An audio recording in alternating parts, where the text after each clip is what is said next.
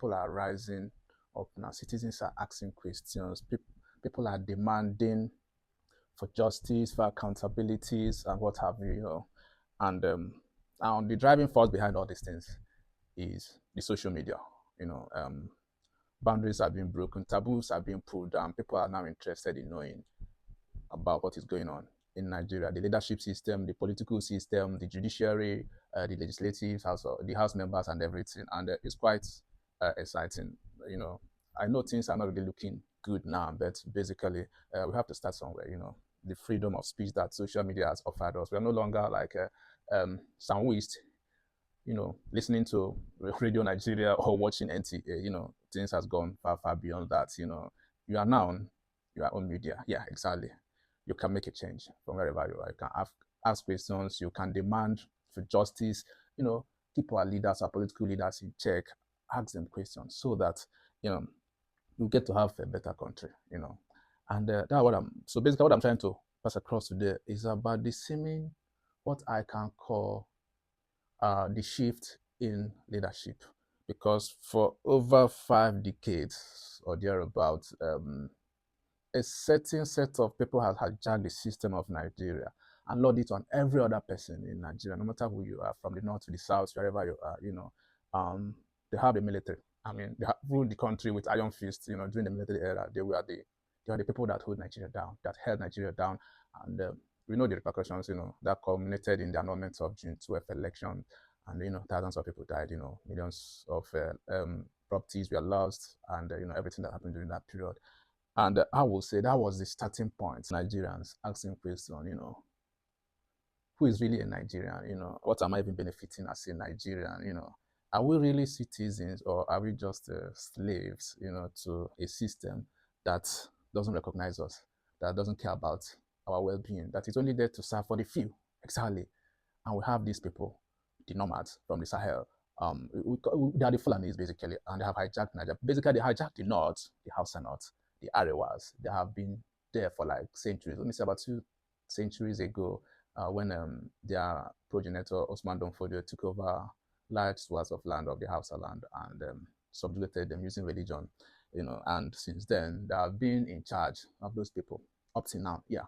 But one thing about information then and now is that you now have the privilege of hearing from the other side. You don't have like one narrative being pushed at you every now and then. You now have the privilege of sourcing information from everywhere at the twinkle of an eye. You have your information around, and people are now beginning to ask, this system we are running in Nigeria, how is it going? I mean, is it really sustainable?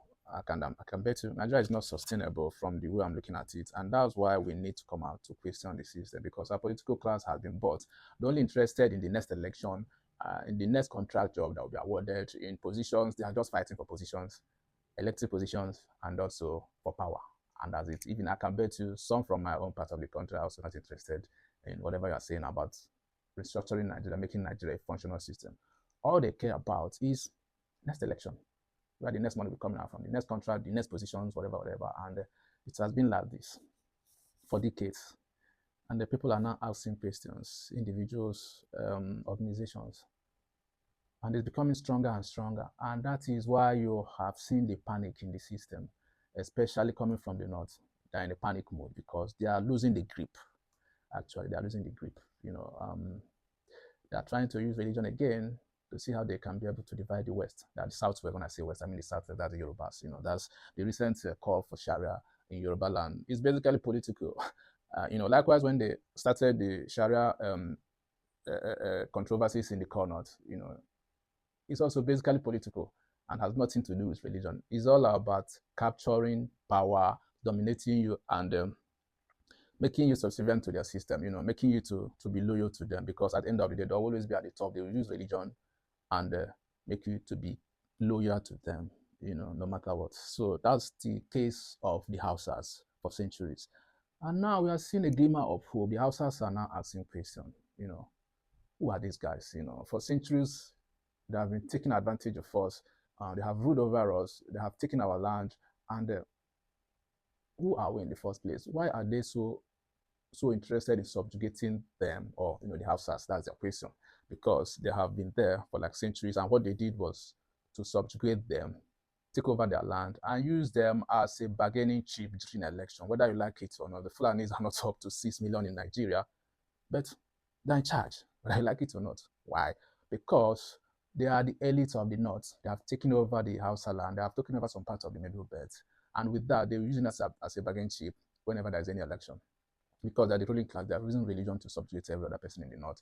And with that, they have a population on their side, the so-called population, if I may put it that way, because there was never a census that has been, free and fair in Nigeria. It has always been manipulated to give them that much population so that they will continue to rule over the rest of Nigerians no matter what.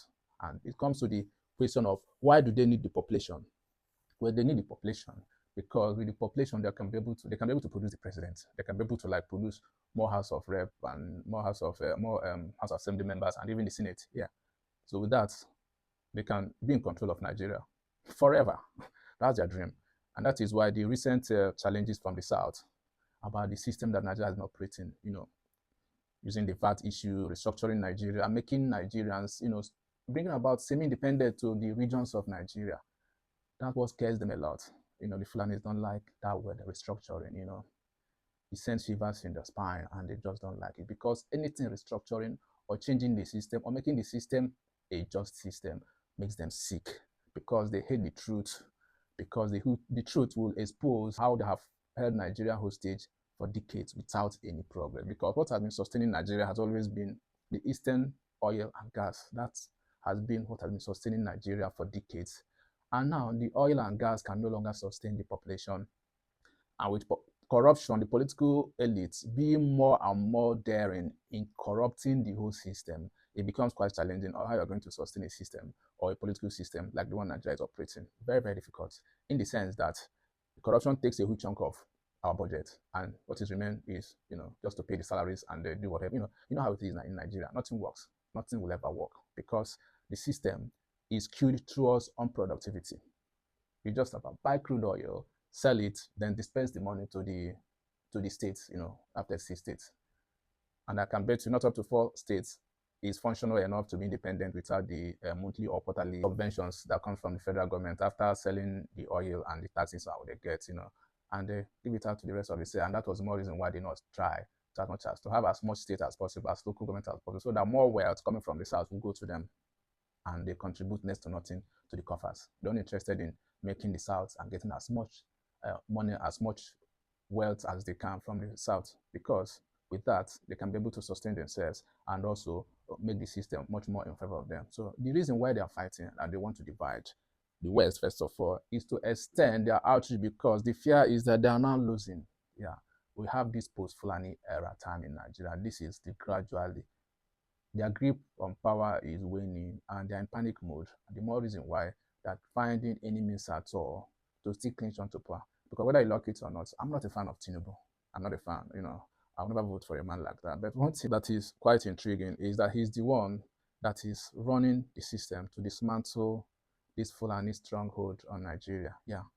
And I can bet you, so far, he's trying to do a good job. But not that what he's doing is out of the world. No.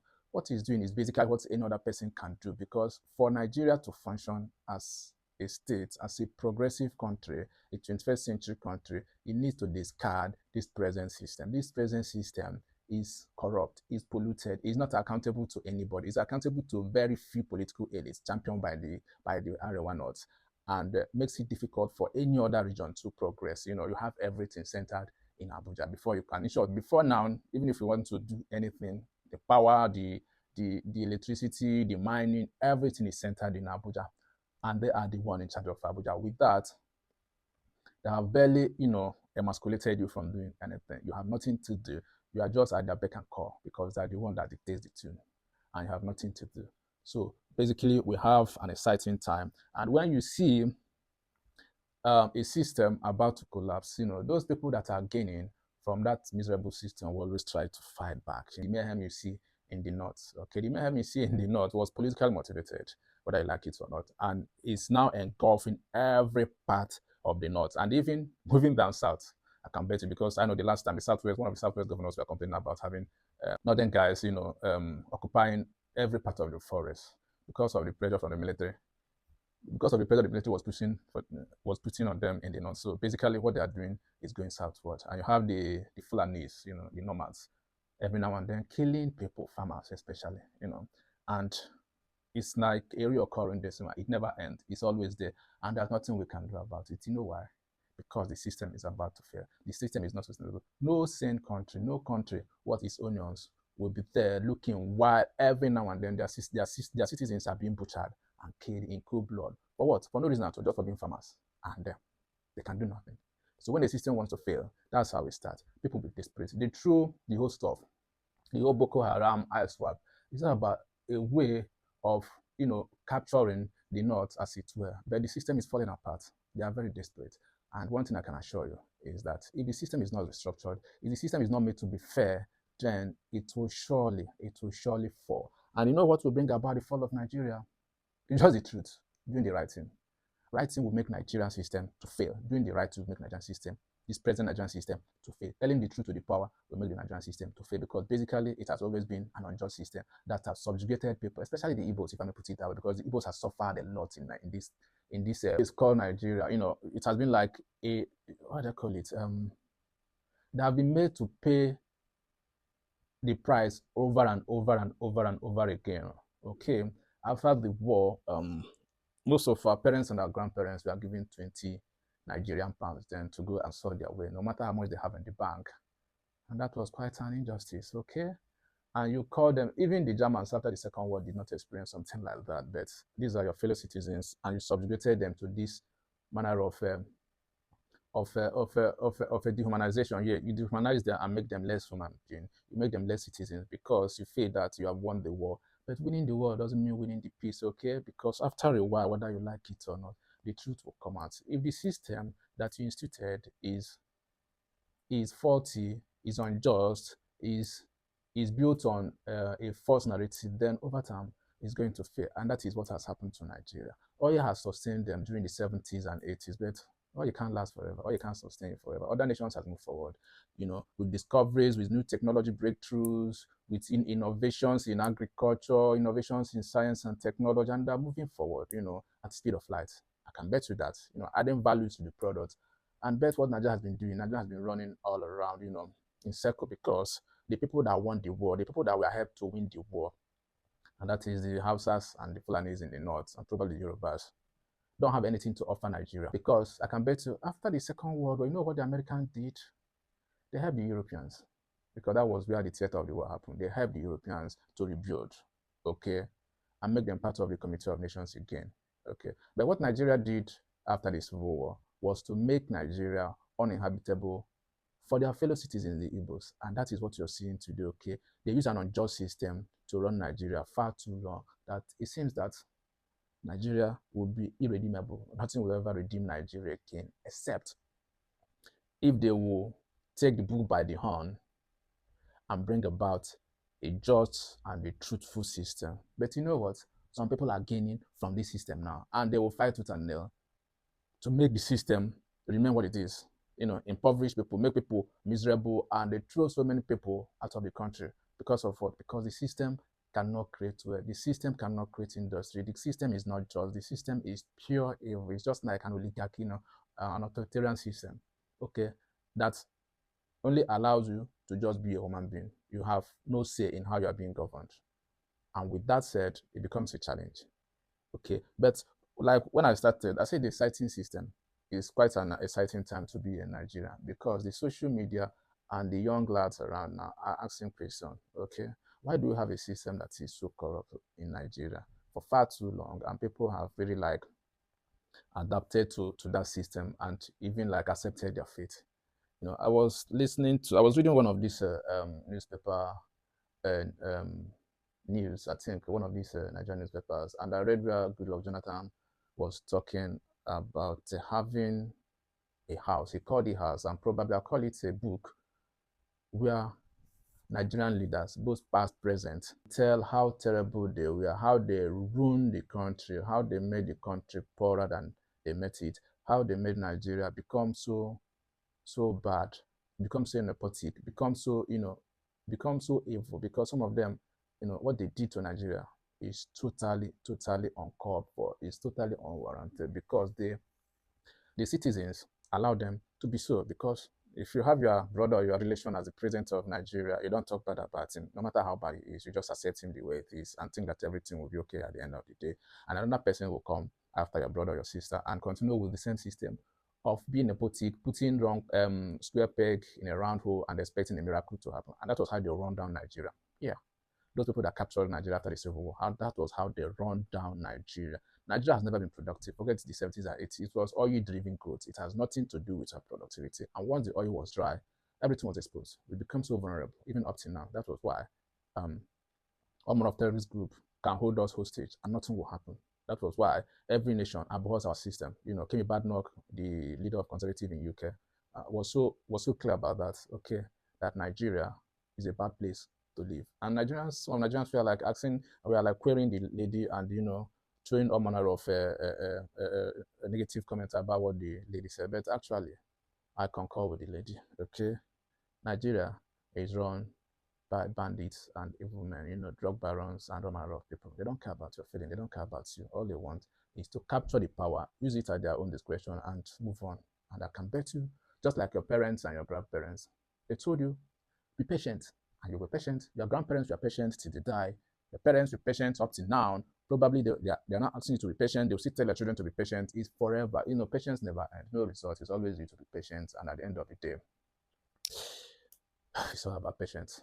Sorry, but that's what it is. So Nigeria need a very, very serious surgical operation. We need to remove the tumors. We need to remove those viruses and bacteria that have been infecting and feeding on us and giving nothing. Okay, we need to restructure Nigeria. If Nigeria cannot be restructured, then every region, every ethnic group can find their way out. Okay, we can't perpetually be sustaining something that is evil. It's even a sin that Nigeria is still a country. Yeah, that Nigeria is a country is a sin, because that means you are sustaining something that is evil. Okay, system that is evil. If you are sustaining evil, then it is a sin.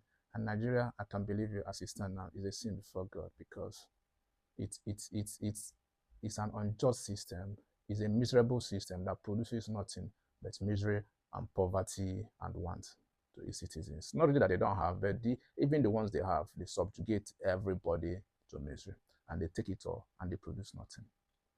Thank you for listening to my channel. Click the subscription button and like and comment. Yeah, thank you all.